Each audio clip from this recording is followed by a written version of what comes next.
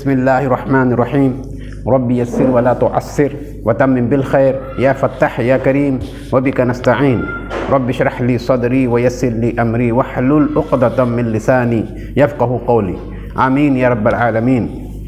تو آج ہم ریاض الصالحین پڑھ رہے ہیں جماعت عربی سوم کی، جس میں ہم کتاب اللباس چڑھ رہا ہے کہ پہننے اوڑھنے کے کیا آداب ہونے چاہیے، کیا اس میں مسنون طریقہ ہے، اور کیا اللہ کے رسول نے کس طرح ہمیں پہننے اوڑھنے کا کیا احکامات اور اپنی سنتیں بتائی ہیں۔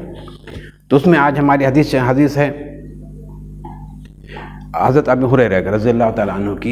تو کہہ رہے ہیں عن ابی ہریرہ رضی اللہ تعالیٰ عنہ قال بینما رجل یصلی مسبل ازارہ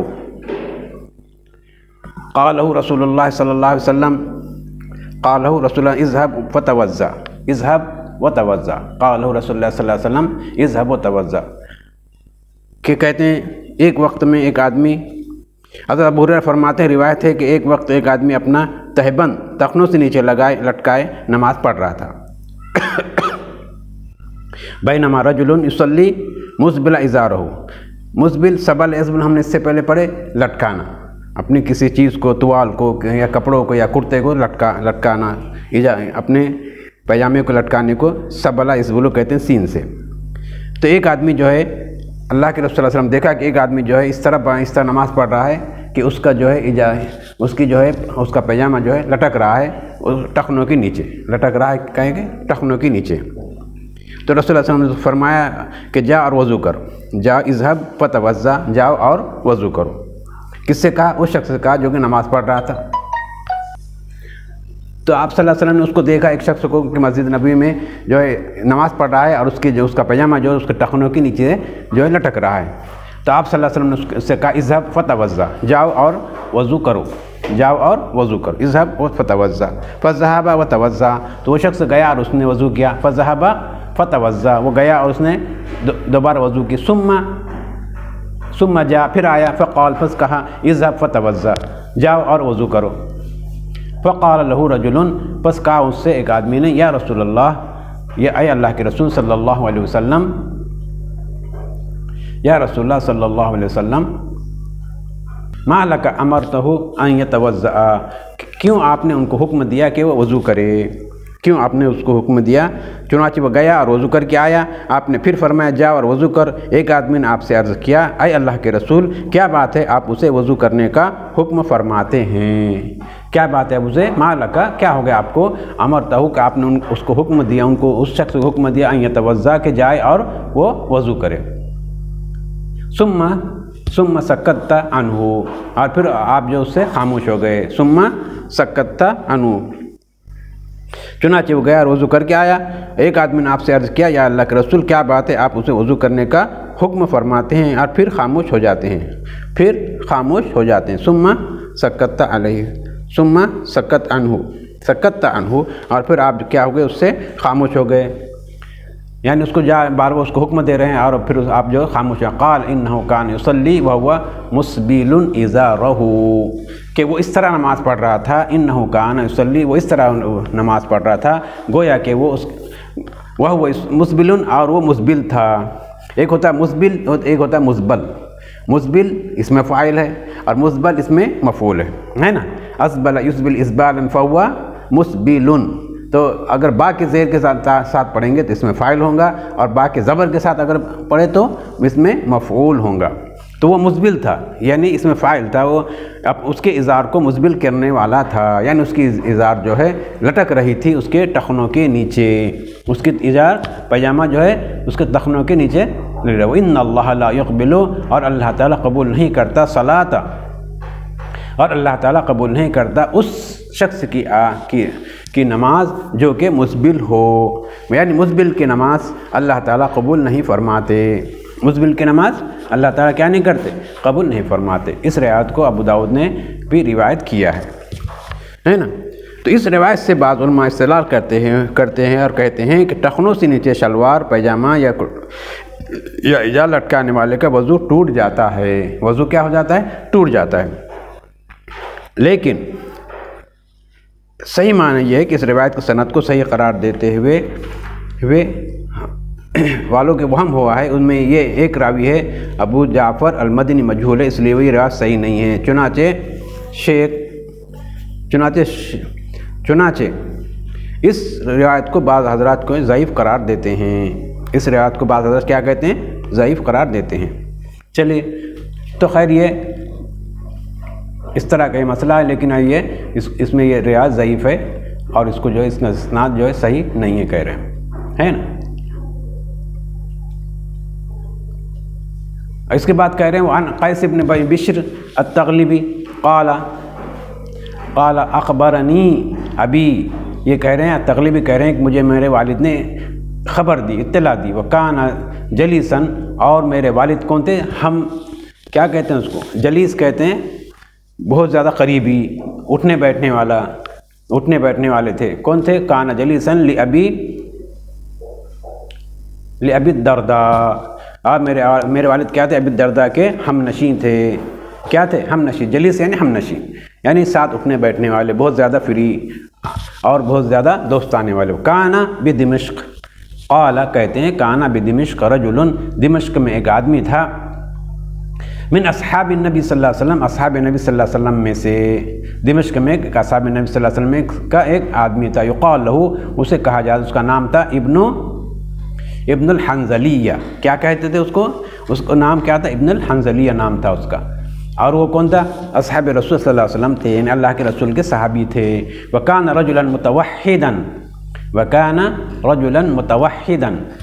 قلما یجالس الناس، اور وہ آدمی کہتے ہیں متوحد تھے۔ متوحد یعنی پھر یہ دیکھو اس میں فاعل کیسے؟ متوحد، واحد سے، واحد یعنی اکیلا، اور متوحد یعنی اکیلا رہنے والے، یا تنہائی پسند جس کو آپ کہہ سکتے ہیں، تنہائی پسند، جو عام طور پر کسی کے ساتھ گھلتے ملتے نہیں ہیں، کسی سے ملتے ملاتے نہیں ہیں، اس کو کیا کہیں؟ متوحد۔ جس کے کوئی دوست احباب زیادہ نہ ہو تو اس کو کیا کہتے ہیں؟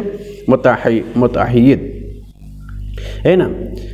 تو کیا کان رجلا متوحدا قلما یجالس الناس، قلما یعنی بہت کم، قلیل سے مشتق ہو یعنی بہت کم۔ تو کیا کہتے ہیں؟ پھر سے ہم پڑھیں گے، کیا تھے؟ حضرت ابو الدرداء کے ہم نشین تھے۔ میرے والد کس کے ہم نشین تھے؟ ابو الدرداء رضی اللہ تعالیٰ کے ہم نشین تھے۔ خبر دی کہ دمشق میں صحابہ کرام میں سے ایک شخص تھے جن کو ابن حنظلیہ کہا جاتا تھا، اور وہ تنہائی پسند آدمی تھے۔ متوحد تھے یعنی تنہائی پسند آدمی تھے، لوگوں کے ساتھ کم ہی اٹھتے بیٹھتے تھے۔ قلما یجالس الناس یعنی لوگوں کے ساتھ بہت کم اٹھنا بیٹھنا تھا ان کا، یعنی میل ملاپ بہت کم تھا ان کا لوگوں کے ساتھ۔ انما ہوا صلاۃ، ان کا کیسا برتاؤ تھا؟ یعنی وہ تنہا پسند، خلوت پسند، جس کو کہتے ہیں خلوت پسند تھے۔ آیا سمجھ میں؟ ان کی توجہ نماز پڑھنے پر ہی رہتی تھی۔ کیا ہوتا؟ انما ہوا صلاۃ یعنی ان کی پوری توجہ، ان کا پورا دھیان روزے نماز کی طرف ہی رہتا تھا۔ انما ہوا یعنی بہت صوفی قسم کے آدمی تھے، بہت اللہ والی قسم کے آدمی تھے، اور ان کا میل ملاپ لوگوں سے بہت کم تھا، اور تنہائی پسند اور خلوت پسند تھے، فَإِذَا فرغ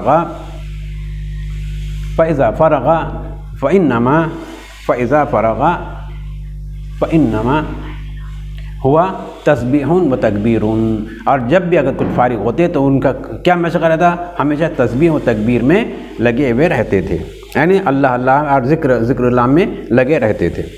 آیا سمجھ میں؟ تو لوگوں کے ساتھ کمی اٹھتے بیٹھتے تھے، ان کی توجہ نماز پڑھنے پہ رہتی تھی۔ جب نماز سے فارغ ہوتے تو اپنے گھر آنے تک تسبیح و تکبیر میں مصروف رہتے۔ کیا ہوتے تھے وہ؟ جب نماز سے فارغ ہوتے تو اپنے گھر آنے تک کیا کرتے؟ تسبیح اور تکبیر میں ہی کیا رہتے تھے؟ وہ مشغول رہتے تھے۔ ہوا تسبیح و تکبیر حتی یأتی اہلہ، یہاں تک کہ اپنے گھر پر آ جاتے تھے۔ فمر بنا ونحن عندہ، ابھی ایک مرتبہ ہمارے پاس آئے، ایک مرتبہ ان کا ہمارے پاس کیا ہوا؟ گزر ہوا۔ فمر بنا، مر بنا یعنی ہمارے پاس تشریف لائے۔ تو کیا کہتے ہیں؟ ایک مرتبہ ہمارے پاس سے گزرے، جبکہ ہم حضرت ابو الدرداء رضی اللہ تعالی عنہ کے پاس تھے۔ ہم کس کے پاس تھے؟ ابو الدرداء رضی اللہ تعالیٰ کے پاس تھے۔ وہ مر بنا ہمارے پاس سے گزرے، یعنی ہمارے پاس آئے، وہ نحن عند ابی الدرداء، اور ہم ابی الدرداء کے پاس تھے، ہے نا۔ فقالہ، پس کہا ان سے ابو الدرداء نے، ان سے ابو الدرداء نے کہا، فقالہ ابو الدرداء، تو حضرت ابو الدرداء نے ان سے کہا، کلمتن تنفعنا، کلمتن تنفعنا ولا تضرک ولا تضرک، کیا کہا ان سے ابو دردہ نے کہا کہ ایسی بات بیان فرمائیے جس سے ہمیں فائدہ پہنچے، کلمتاً ایسی کوئی واعظ و نصیحت کیجئے، تنفعنا جو ہمیں نفع دے، ولا تضرک اور کیا ہو، اور وہ نقصان دہ نہ ہو، ہے نا، جس سے ہم فائدہ پہنچے اور آپ کو اس سے نقصان نہ دے، اور آپ کو نقصان نہ دے، ایسی کوئی بات کہیے، ایسی کوئی واعظ نصیحت، مختصر واعظ و نصیحت کیجیے جس سے ہمیں فائدہ ہو اور آپ کو اس سے کوئی نقصان وغیرہ بھی نہ پہنچے۔ قال، پس کہا، بعث رسول اللہ صلی اللہ علیہ وسلم، کہ بھیجا اللہ کے رسول صلی اللہ علیہ وسلم نے، سریتاً، ایک سریہ، اللہ کے رسول نے کیا ایک سریہ بھیجا۔ سریہ کس کہتے ہیں؟ سریہ کہتے ہیں وہ قافلہ یا وہ جنگی ٹکڑی یا جنگی گروپ جو کہ اللہ کے رسول صلی اللہ علیہ وسلم صحابہ کی ایک ٹکڑی بنا کر کسی جہاد کے لیے، کسی جنگ کے لیے روانہ کرتے تھے، اس کو سریہ کہتے ہیں، اور وہ جنگ جس میں خود اللہ کے رسول شریک ہوتے ہیں اس کو غزوہ کہتے ہیں۔ تو دو قسمیں ہوتی ہے غزوہ جنگ کی، ایک سریہ اور ایک غزوہ۔ سریہ جس میں آپ صلی اللہ علیہ وسلم شریک نہ ہو، کسی کو امیر بنا کر اس لشکر کا امیر بنا کر بھیج دیا کرتے تھے، جاؤ اور وہاں پہ جنگ کرو اور وہاں پہ اس قافلے پر حملہ کرو، تو اس لیے آپ بھیج دیا کرتے تھے، اور ایک جو ہے خود بھی اپنے شریک ہوتے تو اس کو غزوہ کہتے ہیں۔ تو آپ صلی اللہ علیہ وسلم نے ایک سریہ بھیجا، سریہ یعنی ایک مسلمانوں کی ایک ٹکڑی، ایک جماعت کو جو ہے لڑنے کے لیے بھیجا، اور اس میں کسی ایک کو ان کا جو ہے امیر مقرر کر دیا۔ فقدمت فجاء رجل منہم، فقدمت تو وہ کیا، وہ سریہ جو ہے پہنچ گیا ایک جگہ، آیا سمجھ میں؟ تو رسول اللہ صلی اللہ علیہ وسلم نے جہاد کے لیے ایک لشکر بھیجا، پھر جب واپس آیا تو ان میں سے ایک آدمی آیا، فقدمت وہ جا کر جب آیا تو اس میں سے ایک آدمی آیا، فقدمت یعنی وہ لشکر وہ سریہ آیا، فجاء رجل منہم ان میں سے ایک آدمی آیا، فجلس فی المجلس پس وہ بیٹھا آپ صلی اللہ علیہ وسلم کی مجلس میں، الذی یجلس فی رسول اللہ صلی اللہ علیہ وسلم، اس مجلس میں بیٹھا جہاں پہ کہ اللہ کے رسول صلی اللہ علیہ وسلم کیا تھے، تشریف فرما تھے، جس مجلس میں اللہ کے رسول صلی اللہ علیہ وسلم تشریف فرما تھے وہاں پہ آ کے وہ کیا ہوا، بیٹھ گیا۔ فحمل فلان فتعنا فقال، فحمل فلان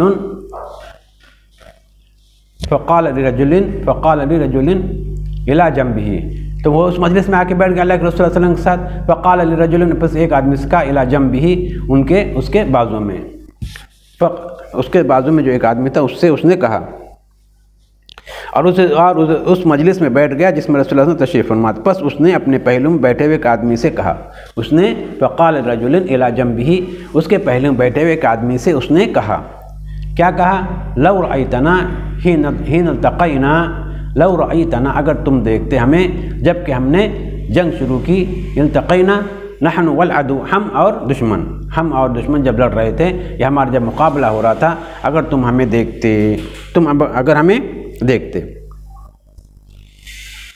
اگر تو ہمیں اس وقت دیکھتا جب ہم اور دشمن ایک دوسرے کے آمنے سامنے ہوئے، جب ہم اور دشمن کیا ہوئے، آمنے سامنے ہوئے، رأیتنا حین التقینا نحن والعدو، اگر تم دیکھتے ہمیں جس وقت کہ ہم جو ہے ہم اور دشمن آمنے سامنے ہوئے، یعنی ہمارا مقابلہ جب شروع ہوا، فحمل فلان فتعنا فقال، جب ہم دشمن کے ایک دوسرے کے آمنے سامنے ہوئے تو کیا خوب ہوتا، پس ہم میں سے ایک آدمی نیزہ اٹھایا اور کسی کو مارا، ہم میں سے ایک آدمی نے نیزہ اٹھایا اور کسی کو مارا، فحمل فلاں شخص نے، یعنی ہم میں سے ایک شخص نے، فلاں نے جو ہے نیزہ اٹھایا، فتعنا اور ایک کو اس کو نیزے سے مارا، ایک دشمن کو نیزے سے مارا، فتعنا نیزہ، فقال پس کہا، خذها منی، لے اس کو مجھ سے، کیا کہا اس نے، نیزہ اٹھا کر کسی کو مارا، اور ساتھ ہی یہ کہا، لو مجھ سے لڑائی کا مزہ چکھ لو، مجھ سے لڑائی کا مزہ چکھ لو، خذها منی، یہ لو میری طرف سے تحفہ، اور یہ لو میری طرف سے لڑائی کا مزہ تم جو چکھ لو، وَأَنَا الْغُلَامُ الْغِفَارِي هَذَا، وَأَنَا الْغُلَامُ الْغِفَارِي هَذَا، اور میں جو ہے یہ غفاری کا غلام ہوں، میں کون ہوں، غفاری کا غلام ہوں۔ ایک آدمی نیزہ اٹھا کر کسی کو مارا اور ساتھ یہ کہا کہ لو مجھ سے لڑائی کا مزہ لو، میں ایک غفاری لڑکا ہوں، میں ایک غفاری لڑکا ہوں، وَأَنَا الْغُلَامُ الْغِفَارِي هَذَا، میں ایک غلام غفاری لڑکا ہوں۔ تو آج یہاں تک ہمارا سبق ختم ہو رہا ہے، درس ختم ہو رہا ہے، انشاءاللہ ہم آئندہ سبق میں آگے حدیث پڑھیں گے۔ وآخر دعوانا الحمدللہ رب العالمین۔